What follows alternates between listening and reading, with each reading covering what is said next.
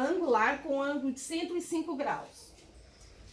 Você coloca o O separando os elementos iguais. O O está na 6A, você coloca os 6 elétrons. E o H está na 1A, você coloca 1. O O tem 6, com mais 1, 7, com mais 1, 8. O H completou os dois. Então a água ela vai ficar assim, ó. Um O com 2 H. Esses dois pares que sobraram no elemento central sem participar das ligações, vocês podem colocar eles aqui por cima. Agora deixa eu mostrar a vocês aqui alguns detalhes. Vamos começar por essa aqui primeiro.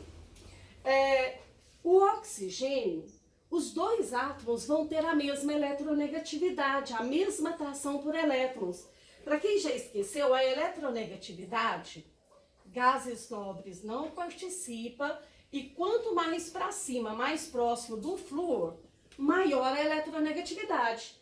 Mas tudo bem, como os átomos são iguais, eles vão ter a mesma atração por elétrons. Então, às vezes, os elétrons chegam do lado da esquerda, aqui fica negativo e fica com falta de lá, mas isso é por fração de segundos. Os dois têm a mesma atração por elétrons.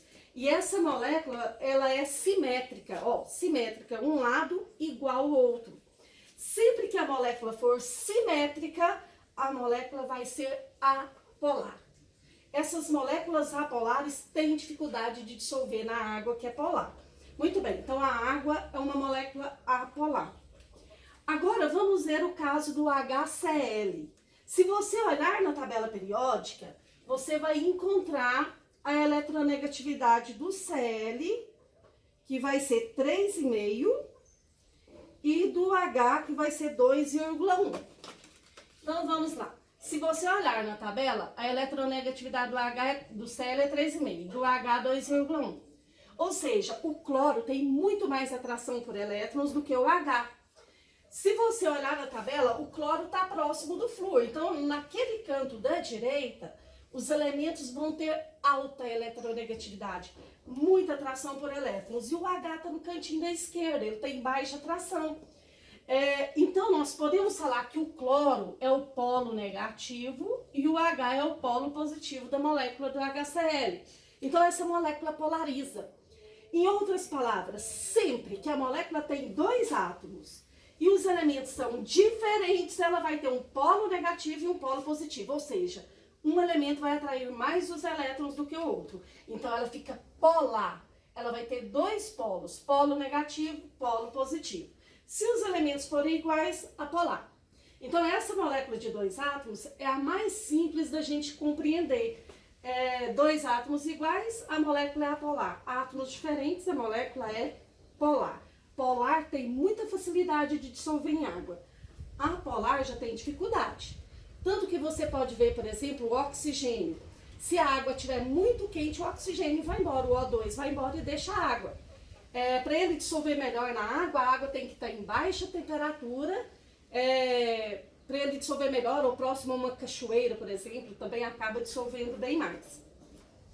Agora, vamos ver o caso de moléculas de 3 átomos.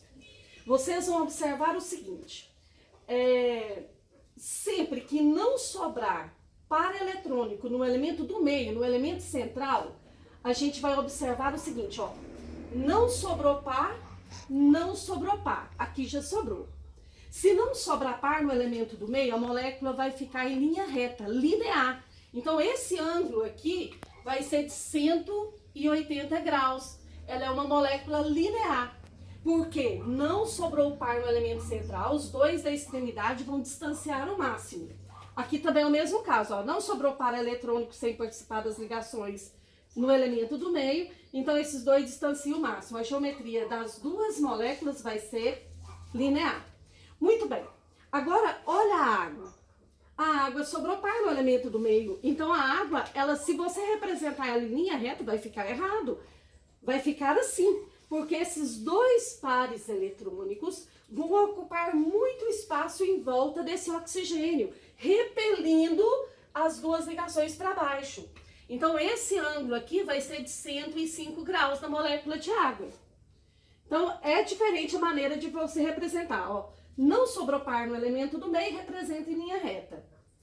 É o mesmo caso desse, geometria linear. Sobrou um ou dois pares, por exemplo, no elemento do meio, você já não pode colocar em linha reta, vai ficar angular. Tudo bem, depois que você entende a geometria, nós vamos ter que analisar a polaridade. Essa polaridade, ela influencia demais nas propriedades físicas das moléculas, solubilidade, ponto de fusão, ponto de ebulição, interação intermolecular. Então, isso vai ser muito importante para nós compreender isso aqui. Quer ver? Vamos analisar aqui. Essa molécula aqui, vocês podem observar que ela tem simetria. Tem O de um lado e O do outro. A mesma atração que um O vai ter pelos elétrons, o outro também. Então, como essa molécula tem simetria, ela é uma molécula apolar.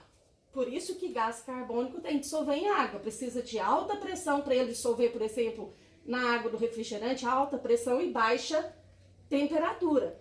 Ele é apolar, ele não tem afinidade pela água que é polar. Então, isso ele só solubiliza na água com muita pressão e baixa temperatura. Muito bem, agora vamos analisar aquele gás lá do Hitler, né? Esse perigoso. Ele foi muito usado em campos de concentração também. É muito venenoso. E tem ele na folha da mandioca brava. Tenho medo dele. Então, vamos analisar aqui um pouquinho. Um lado da molécula é diferente do outro. Se você olhar a eletronegatividade, do N é por volta de 3,5 e do H 2,1. Então, você pode observar que esse lado aqui vai estar muito mais cheio de elétrons do que desse. Essa molécula ela tem polo positivo e polo negativo. Então, essa molécula é polar, ela tem dois polos. Então, o que a gente pode concluir? A molécula tem geometria linear, porque não sobrou par no elemento do meio. Ótimo, tem só 3 átomos. Se ela tem simetria, a molécula é apolar, não gosta muito de água. Geralmente, essas moléculas que não gostam muito de água, elas costumam gostar, por exemplo, de gasolina, de querosene, de óleo diesel, substâncias que não dissolvem água. Agora, essa molécula aqui, nós não precisamos conhecer ela, só de bater o olho, ver que ela tem um lado mais negativo do que o outro, ela não tem simetria, nós já temos certeza que ela vai dissolver em água, porque ela é uma molécula polar. Muito bem, agora vamos analisar essa molécula de água, que é uma das mais importantes para nós, né? Primeiro, o O vai separar os elementos iguais.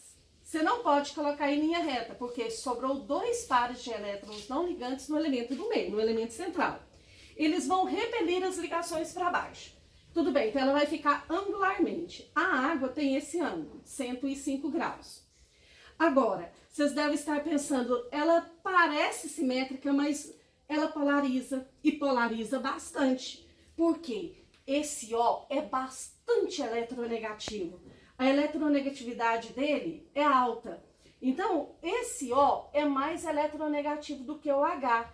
Ela vai ficar esse canto do O cheio de elétrons, é o polo negativo, e o H, polo positivo. Então, ela tem 2 polos positivos aqui. Isso faz com que a água seja um dos melhores exemplos de moléculas polares do mundo.